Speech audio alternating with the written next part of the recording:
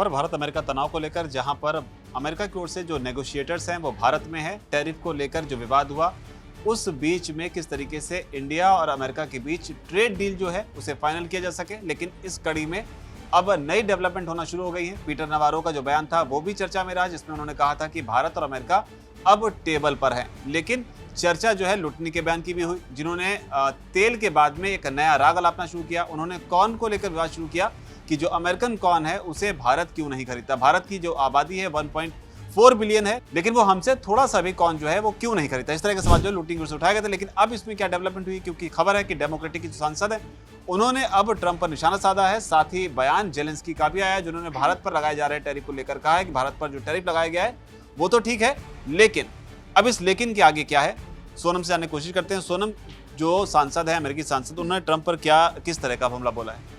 हाँ, तो 3 सांसद हैं, डेमोक्रेटिक पार्टी के हैं, सीनियर सांसद हैं। उन्होंने कहा कि ट्रंप ने जो इंडिया जैसे सहयोगी को रूस और चीन की ओर धकेलकर अमेरिका की जो नेशनल सिक्योरिटी है उसको कमज़ोर करने की कोशिश की है। इसके साथ ही वो कहते हैं कि इससे रूस से लेकर जो उत्तर कोरिया तक ऑथोरिटेरियन लीडर्स यानी कि सत्तावादी जो नेता हैं उनको प्रोत्साहन मिला है। और इन सांसदों का नाम अगर हम दर्शकों को बताएं तो वो है न्यूयॉर्क के सांसद ग्रेगरी डब्ल्यू मिक्स और वॉशिंगटन के एडम स्मिथ और कनेक्टिकट के सांसद जिम हिम्स। इनकी तरफ से ये बयान आया है और इस जारी बयान में उन्होंने कहा है कि राष्ट्रपति ट्रंप हमारी राष्ट्रीय सुरक्षा को कमज़ोर कर रहे हैं और दुनिया को और भी ज़्यादा खतरनाक बना रहे हैं। वो वैश्विक मंच पर लगातार कमजोरी और लापरवाही का परिचय भी दे रहे हैं, हम सब ने देखा। द हिंदू की एक रिपोर्ट के मुताबिक इस बयान में जो है तीनों सांसदों ने मिलकर ट्रंप की जो विदेश नीति है उसकी खूब आलोचना की है।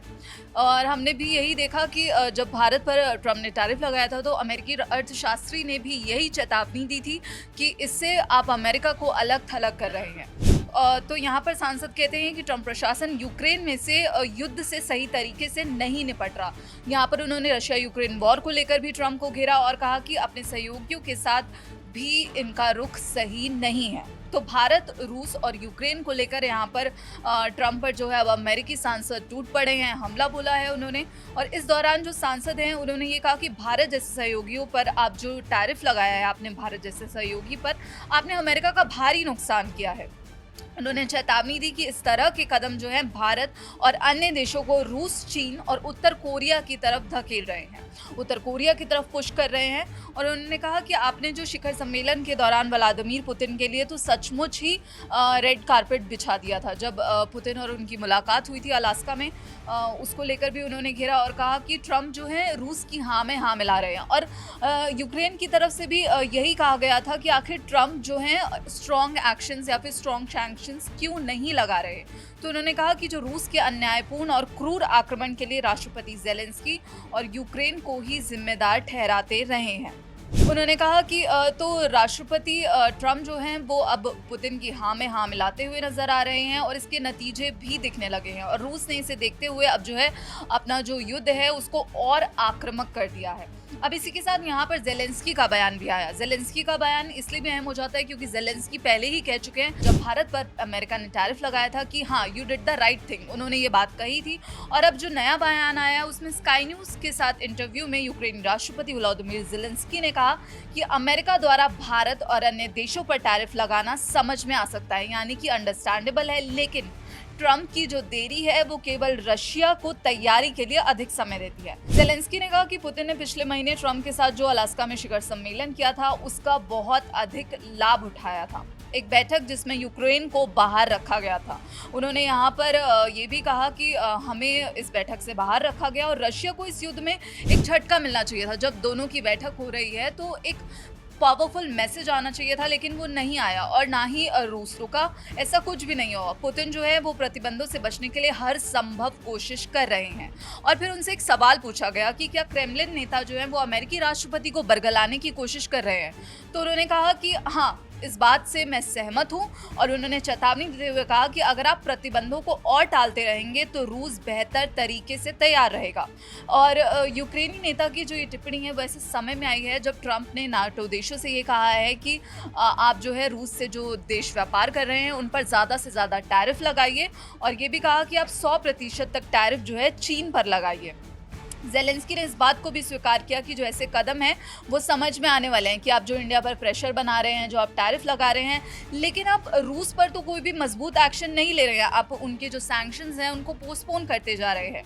और ये कहा कि अमेरिका को कोई भी कदम उठाने से पहले यूरोप या अन्य साझेदारों का इंतजार नहीं करना चाहिए। मुझे लगता है कि अमेरिका अपने आप में काफ़ी मजबूत है, वो इसे तेज़ी से अंजाम दे सकते हैं और अभी बस अमेरिका की ओर से एक मजबूत सैंक्शन पैकेज की कमी है। उन्होंने इस बात पर भी निराशा जताई कि जो वेस्ट नेशंस हैं, जो पश्चिमी देश हैं, वो मॉस्को पर पर्याप्त प्रतिबंध नहीं लगा रहे हैं और विफल हो रहे हैं, जबकि रूसी हमले जारी है, जिनमें पोलैंड और रोमानिया के ऊपर नाटो के हवाई क्षेत्र में हाल ही में घुसपैठ की गई थी रूस के द्वारा। उन्होंने ये भी बोला और उन्होंने इसकी के साथ आग्रह और चेतावनी दी कि पुतिन को कूटनीतिक छूट देने से उनका जो हौसला है वो और बढ़ेगा।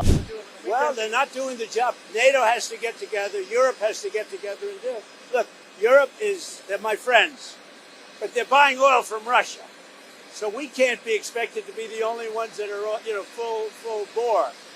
But Europe is buying oil from Russia. I don't want them to buy oil. And the sanctions that they're putting on are not tough enough. And I'm willing to do sanctions, but they're going to have to toughen up their sanctions commensurate with what I'm doing. तो अब Trump को जो है Putin पर action लेना चाहिए, क्योंकि वो जो ये उनको छूट दे रहे हैं इससे उन्हें युद्ध रोकने की ज़रूरत महसूस ही नहीं होगी। यानी कि इंडिया के खिलाफ आप जो कर रहे हैं वो अंडरस्टैंडेबल है, लेकिन बॉस अब रशिया के खिलाफ क्या करेंगे और कब करेंगे? तो ये जेलेंस्की जो है वो अमेरिका से पूछ रहे हैं। हालांकि जब बैठक हुई थी अलास्का में तो वहां पर जेलेंस्की को नहीं बुलाया गया था, पुतिन के साथ ही बैठक हुई थी। लेकिन इसके बाद में जेलेंस्की ने भारत के खिलाफ जो टैरिफ लगाया गया है उसका ट्रम्प को समर्थन किया था। लेकिन अब जो जेलेंस्की हैं उन्होंने अपने जो हमले हैं उसका मुंह जो है वो ट्रम्प की ओर मोड़ दिया है। लेकिन नज़र अब भारत में जो बैठक हो रही है यूएस नेगोशिएटर्स और इंडियन जो टीम है उनके साथ में, यहाँ से क्या आउटपुट निकलकर सामने आता है, क्योंकि इंडिया अभी भी 50% टैरिफ जो है यूएस की तरफ से लगाया गया है उसे झेल रहा है, इंडियंस झेल रहे हैं। अगर यहाँ इस बैठक से कुछ अच्छी खबर निकलकर सामने आती है ट्रेड डील को लेकर तो मुमकिन है कि इसका असर टैरिफ पर भी आगे आने वाले टाइम में देखने को मिले, क्योंकि इस तरह की जानकारी निकलकर सामने आई थी कि जो टैरिफ 50% लगाया गया भारत पर 25+25 करके, वो टैरिफ जो है वो ट्रेड डील में जो देरी हुई उस वजह से भी शायद लगाया गया। हालांकि ट्रंप ने ऑफिशियली इसको ये बताने की कोशिश की कि रशिया के साथ में जो इंडिया ऑयल खरीदता है इस वजह से अमेरिका ये टैरिफ भारत पर एक्स्ट्रा 25% का जो टैरिफ है वो लगा रहा है। जो कुछ भी इस रिपोर्ट में बताया गया इस पर आपकी क्या राय है, नीचे कमेंट सेक्शन में से आप जरूर लिखें। धन्यवाद।